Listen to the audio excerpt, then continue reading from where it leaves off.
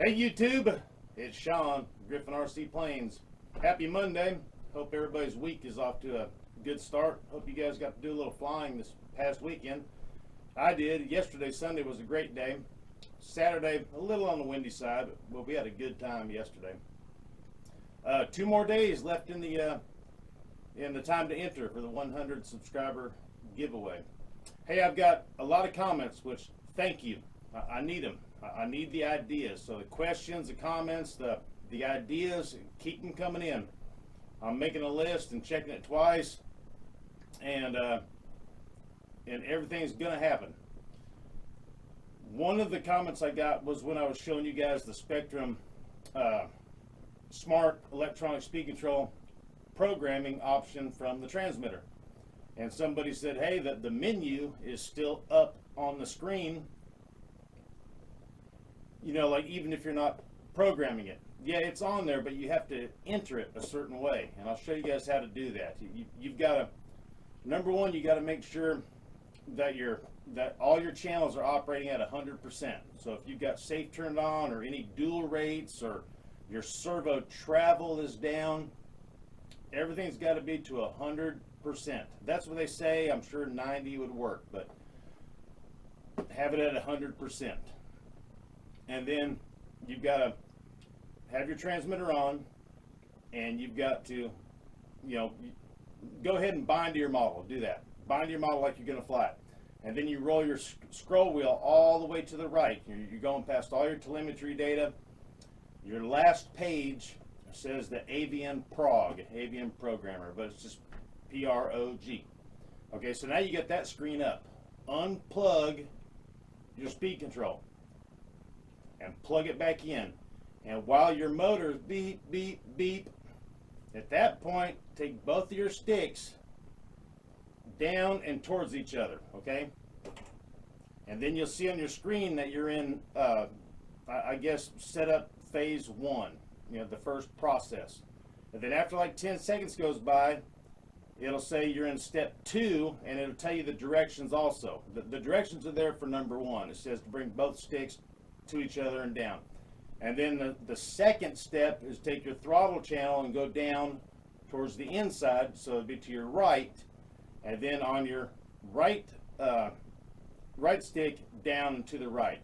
So at the beginning, they're both down, touching each other, and then on the second step, they'll be to your right. Then you're in the programming mode. Yes, that screen is on the radio, but you can't do anything with it unless you do those 2 stick functions, just like the screen gives you the directions to do when you first start it up. You can't enter the programming mode while it's flying. And then let's back up a minute to performing step 1. If you don't do that within like 10 or 15 seconds, you can't do it until you unplug the speed control, plug it back in. It'll time itself out to prevent accidents like that. Got the radio turned on. I'm plugging up the plane. We're going to let it bind to get done beeping, and then we'll check the to make sure our rates are at 100%.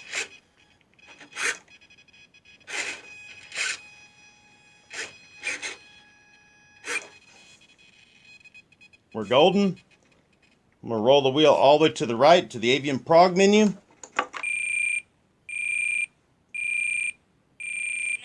Clear that alarm. Plugging the plane back up. We're still on the Avian Prog. So at this point, the sticks are going both in and down. Let it sit there for a minute. See how it says step 2? Go back, and then both of them go down to the right. Now we're in the program mode. And you can see how it gets to each one. We'll go through them and then just save it.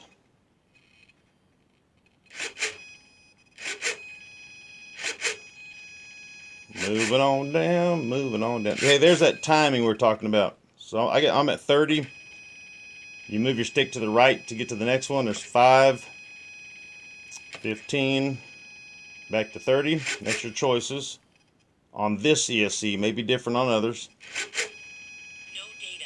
And then there's the active freewheel I was talking about. The governor for the helicopter. The AR time, I'm not sure what that is exactly. And this restart, I'm not real sure about that either.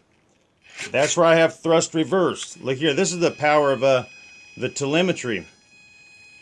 You can use channels that the receiver doesn't necessarily have if your transmitter is capable. But I use channel 7. There's channel 8 and channel 9. No data. You can use 5, 6, and then 7, and then down here and save it. And then I'll show you once the plane is good to go. All right, so you gotta have a throttle cut on too also. So there's my motor spinning. Now I'll turn the throttle cut back on and see if I can get in the menu. 15.5 volts, 0 You can't, because it only happens at the very first, or at the very beginning. As soon as you plug it up, you gotta be quick. So it won't do it. The menu is still there, but it won't let you get into it. All right, and then then the same person asks, hey, is there any kind of directions describing each one of those settings, the parameters? And there is, and I found it on the website. And this is a great idea to do a segment on each one. We'll all learn together, because I could use it as well. But look here, if you bought one of these new, I bought 2 new. It'll come with some stickers that are really cool. It comes with this cheat sheet, or a reminder sheet, how to program your speed control from your transmitter using the beep beep beep and your toggle switch, your gimbal. You'll listen beep beep beep, and then you'll read the instruction card. 3 beeps is whatever, reverse, and then it'll tell you to move the stick to the right twice or whatever. That's a pain in the butt. Let me tell you, I'm getting a headache just thinking about it. So have fun if you want to try it. Another way you can program it is with the Smart Programmer box, and you just take a servo lead and you plug it into the side of the box, and then into the program port on the speed control. The speed control has the wire that goes to the servo. Some speed controls just have 3 pins sticking out for you to plug a servo lead into the speed control, then to the program box. Some smart speed controls have 2 servo leads coming out of them. 1 to go to your throttle signal, and 2 to go to the program box. Or if you're using it on a helicopter, you can plug that lead into a governor. So that's another way. So you got your sticks, which will give you a big old headache and migraine and everything else. You got your program box. Now you have your transmitter, if you have a transmitter that's capable of doing it. Plus you can use your home computer. But in order to use your home computer, you have to have this box. So, you know what I mean? You got to have this to hook it to a computer to update your speed control. But then the whole menu is there to program the speed control as well. And the first parameter is, and I'll put all this up on the computer screen, but the first programming option is the aircraft type. You have a choice of fixed wing. It says in this mode, the motor only starts up when the throttle amount reaches 5% or above, and it responds to throttle input rapidly. The second mode is helicopter, and then it's got governor in the parentheses. In this mode, the motor only starts up when the throttle reaches 40% or above. The motor will start up very slowly and then enters the speed governing operation after the soft startup completes and the RPM is stable. When changing the aircraft type from fixed wing mode to helicopter mode, you need to program flat throttle curves in your transmitter to define the RPM in each flight mode. Otherwise, the speed governing function will not work correctly. I'm not a helicopter guy at all. That was basically all just Chinese to me. And it says tip.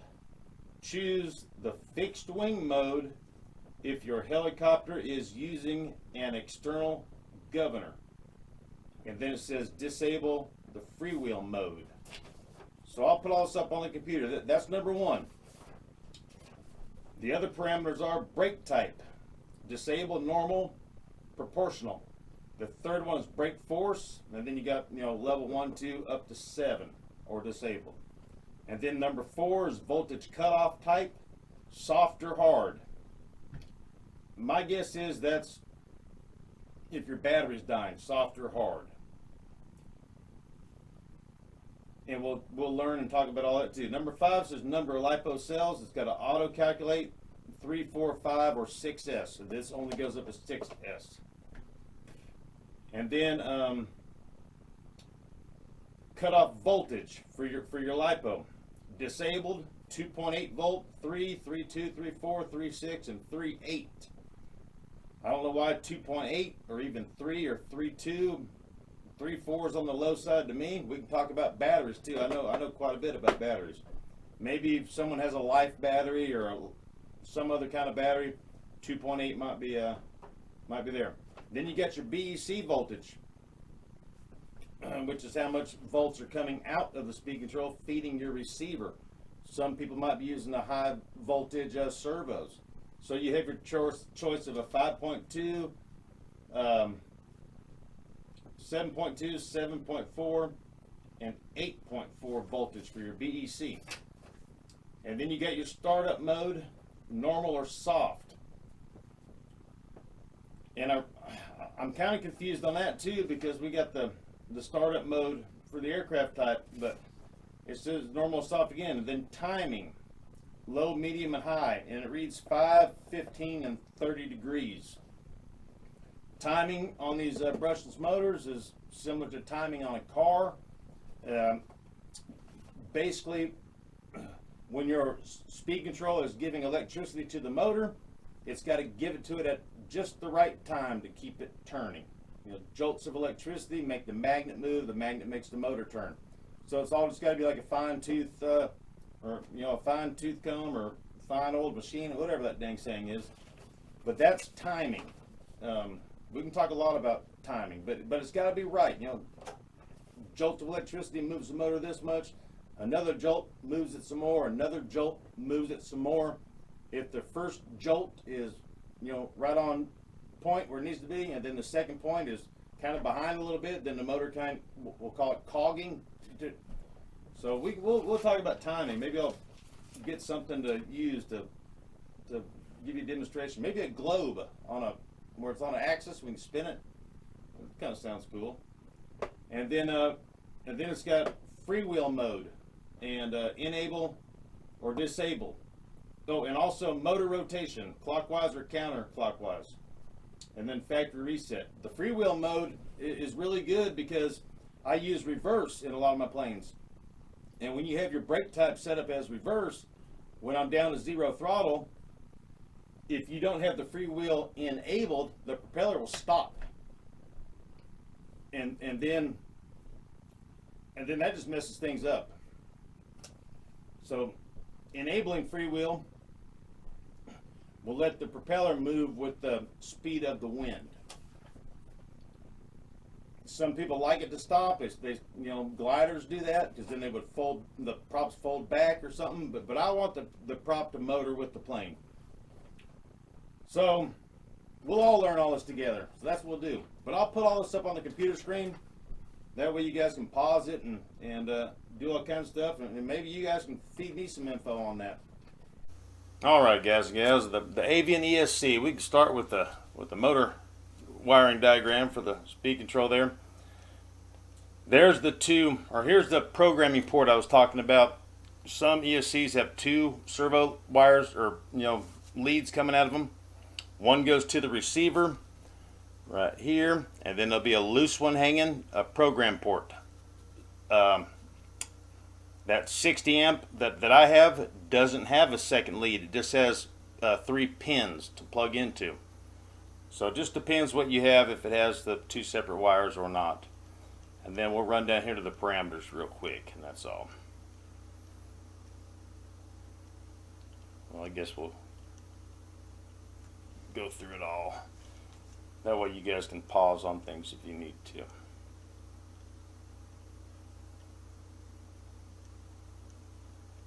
That's a good one right there, the ESC calibration. A lot of people don't know that you got to calibrate the speed control with your transmitter. You could be flying and you think you're at half throttle and it's at full throttle or 20% throttle, you know. So it's a good thing to run through that test. Here's the stick programming that'll just drive you insane.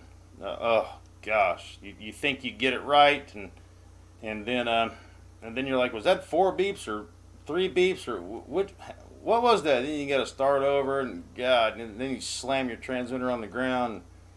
Yeah, that's a bad one right there.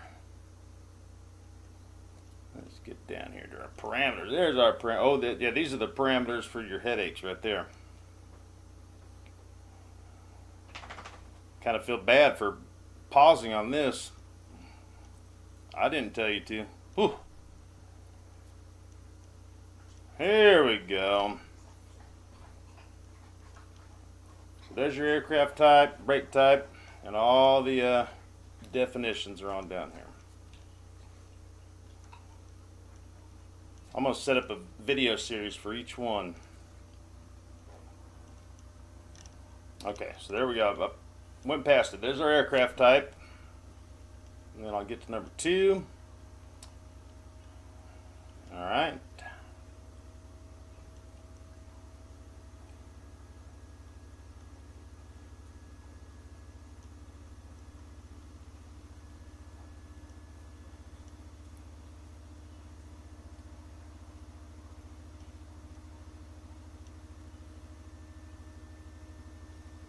Alright, and number 3 is the brake force. And number 4, the voltage cutoff type, the soft cut. There we go, that's what I was talking about. It's for the battery cutoff. Select this option will gradually reduce your ESC's output to 50% of full throttle within 3 seconds after the low voltage cutoff protection is activated. So if you set it at 3.6 volts and it senses that your battery's at that level, then it'll do the 50% throttle. Or the hard cut, okay, once you reach that that individual cell voltage, you know, if you select 3.6 volts per cell, it's just done. Lipo cells, I just leave it on auto. That way you can hear the beeps and all that. Now this is what we just talked about, each lipo cell cutoff voltage. This is pretty important right here.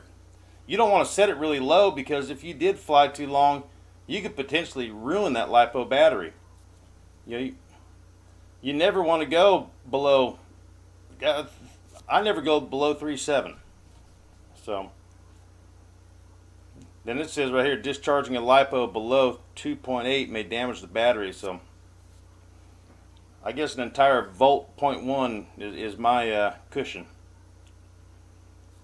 Then your BC voltage, startup mode.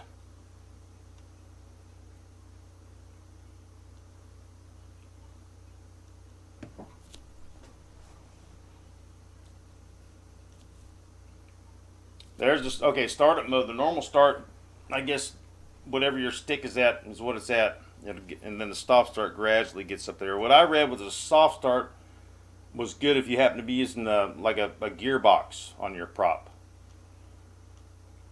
Yeah, right there, gear drives. And then your timing, motor rotation, freewheeling.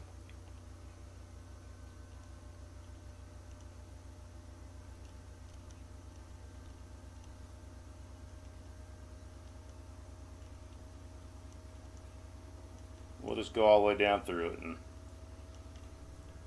and this gives us a good idea to do a video on each one, and we all can learn. That'd be great.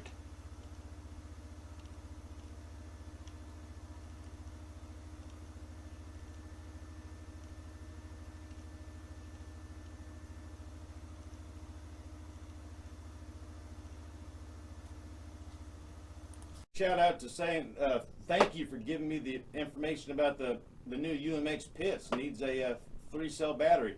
I had no clue. Had no clue. I've got one in my stash is a 500. They're recommending a 300. I don't know. I'm never going to fly that plane, but I might plug it in one day. In that case, we could use any battery. But all right, guys. Hey, you guys are awesome. I'm going to put this up on the screen. Until next time, you'll see me here. 2 days left.